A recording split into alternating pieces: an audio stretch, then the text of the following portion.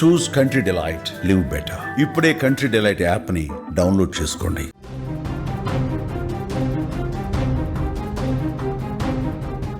తెలుగు రాష్ట్రాల్లో మోంతా తుపాను ప్రభావం ఇంకా పూర్తిగా తగ్గకముందే మరో అల్పపీడన ప్రమాదం ముంచుకొస్తోంది. భారత వాతావరణ శాఖ తాజా అంచనా ప్రకారం నవంబర్ 4వ తేదీన ఆగ్నేయ బంగాళాఖాతం, దానికి ఆనుకొని ఉన్న అండమాన్ సముద్ర ప్రాంతంలో ఒక కొత్త అల్పపీడనం ఏర్పడే అవకాశం ఉంది. ఈ అల్పపీడనం క్రమంగా బలపడి వాయుగుండంగా మారే అవకాశం కూడా ఉందని అధికారులు హెచ్చరిస్తా ఉన్నారు.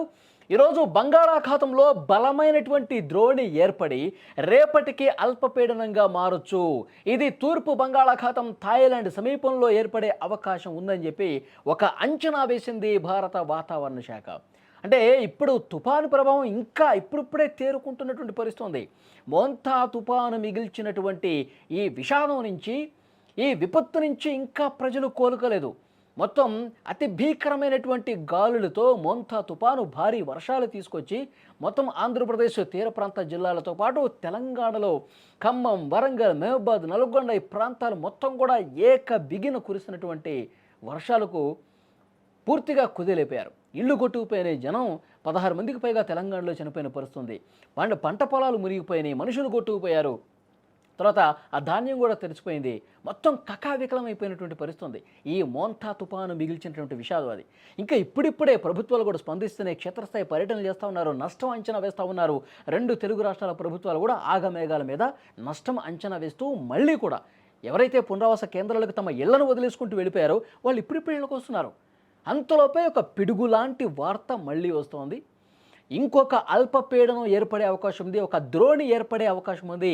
అది మెల్లగా అల్పపీడనంగా తర్వాత మరింత బలపడే వాయుగుండంగా మారే అవకాశం ఉంది అని చెప్పి ఈ అంచనా బయటకు వచ్చిన తర్వాత మళ్ళీ ప్రజలు భయపడే పరిస్థితి వచ్చింది. మళ్ళీ ఇది ఇంకొక తుఫానుగా మారుతుందేమో, మళ్ళీ అసలే మూనుగుతున్నటువంటి నక్క మీద తాటిపండు పడ్డ చందంగా పరిస్థితి ఎక్కడ తయారవుతుందని చెప్పి ఒక ఆందోళన కనిపిస్తుంది. ఇప్పటికే కుదేలైపోయాం, ఇప్పటికే సర్వం కోల్పోయాం, ఇప్పుడే ఇంకా శక్తి కూడ తీసుకుని ముందుకు పోతున్న పరిస్థితుల్లో మళ్ళొకసారి తుఫాను వస్తే, మళ్ళీ భారీ వర్షాలు పడితే ఏంటి మా పరిస్థితి అంటూ చాలామంది భయపడే పరిస్థితి ఉంది. నిజంగా వాతావరణ వ్యవస్థ సమాచారం ఇచ్చిన దాని ప్రకారం పశ్చిమ వైపు కదులుతూ దిశ మార్చుకోకుండా ఆ అల్పపీడన ద్రోణి అలాగే ముందుకొస్తే కనుక ఆంధ్రప్రదేశ్లోని తీర ప్రాంతానికి, ముఖ్యంగా గుంటూరు జిల్లాను చేరుకుంటుందని వాతావరణ శాఖ అధికారులు ఒక భవిష్యత్ అంచనా వేశారు. ఒకవేళ అది దిశ అట్లా మార్చుకోకుండా అలాగే వస్తే ఏపీ, తెలంగాణలో మళ్ళీ భారీ వర్షాలు పడతాయి. అది దిశ మార్చుకొని వేరే దేశాల వైపు వెళ్ళిపోతే ఇబ్బంది లేదు.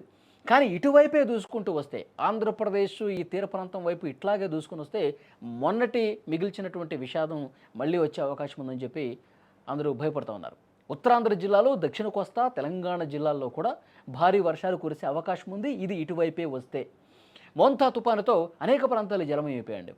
ఇంతకుముందు నేను చెప్పినట్టు పంట నష్టం జరిగింది, చాలామంది చాలా రకాలుగా ఇబ్బంది పడుతున్నటువంటి పరిస్థితి. చాలామంది తమ కుటుంబ సభ్యులను కోల్పోయారు, వాగుల్లో కొట్టుకుపోయి. ఇంకా చాలా కుటుంబాల్లో తీరని విషాదం నెలకొంది. మళ్ళీ ఈ తుఫాన్లు వెంటనే వస్తే ఎలా అని చెప్పి ఆ ఆందోళన కనిపిస్తోంది. వాతావరణ శాఖ అధికారులు ఒక అంచనా వేశారు, ద్రోణి ఏర్పడే అవకాశం ఉంది. అంటే ప్రభుత్వాలకి ముందస్తు హెచ్చరికలు పంపించాలి వాతావరణ శాఖ, వాళ్ళ బాధ్యత అది. సో డెఫినెట్గా ఇది కూడా ఆగ్నేయ బంగాళాఖాతం వైపుగా ఒక ద్రోణి ఏర్పడే అవకాశం ఉంది. ఒక 2 రోజుల్లో క్లారిటీ వస్తుంది. ఇంకా 100% చెప్పట్లా, ఒక అంచనా వేశారు. 2-3 రోజుల్లో క్లారిటీ వస్తుంది. అల్పపీడన ద్రోణి ఎంత బలంగా ఏర్పడుతుంది, అది వాయుగుండంగా ఏ విధంగా మారే అవకాశం ఉంది, అసలు తుఫానుగా మారుతుందా, అంత బలంగా తయారవుతుందా లేదన్నది కూడా అతి త్వరలోనే తెలిసే అవకాశం ఉంది. కానీ మళ్ళొక ద్రోణి ఏర్పడుతుందని ఒక వాతావరణ శాఖ చేసినటువంటి అంచనాతో మళ్ళీ ఒక భయం పట్టుకున్న పరిస్థితుంది. ఆ మోంతా తుఫాను విషాద ఛాయలు ఇంకా పోలేదు. మళ్ళీ ఇలాంటి వార్త వినడంతో ఆందోళన ఎక్కువవుతున్న పరిస్థితుంది.